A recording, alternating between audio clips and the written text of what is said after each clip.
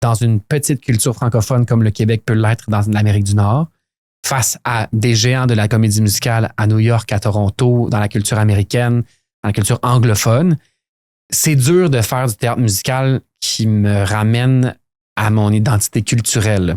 Parce qu'on joue souvent des shows qui ont été traduits. Ouais. C'est des créations anglophones, c'est des codes qui viennent pas de la culture québécoise nécessairement, qui régissent l'espèce d'industrie de la comédie musicale dans laquelle j'arrive maintenant à travailler. Et avec Pop Royal, pour la première fois, comme on chante des tunes des cowboys fringants, parce qu'il n'y a pas plus keb dans la musique moderne, je pense, des dernières années, en tout cas, du dernier siècle. Dans le sens, c'est extrêmement québécois. Dans la langue elle-même, dans le sens que c'est pas la une langue québécoise. Exact, c'est pas une langue trafiquée, française. c'est pas une espèce de langue française uniformisée pour que ça pogne aussi en France. C'est comme je parle tous les jours.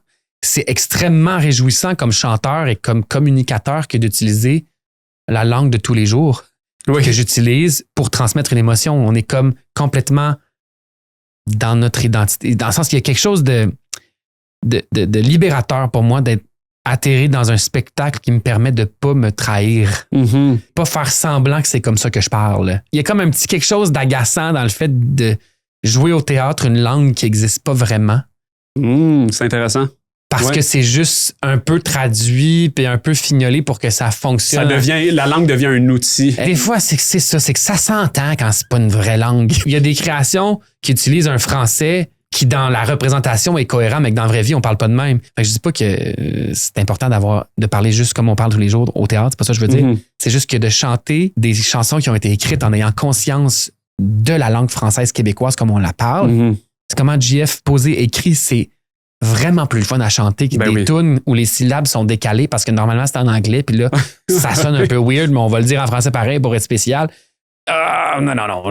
J'ai vraiment eu une chance inouïe dans le fait de chanter du keb.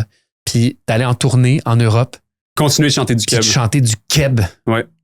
Il y a quelque chose de complètement réjouissant qui a peut-être gonflé un peu mon nationalisme intérieur dans le fait d'être hey, j'ai pas besoin de me muter dans une autre espèce d'identité francophone. Tu fais pas un compromis entre non. l'art, le message et c'est pas moins noble tout ce qu'il est. Que de chanter du keb.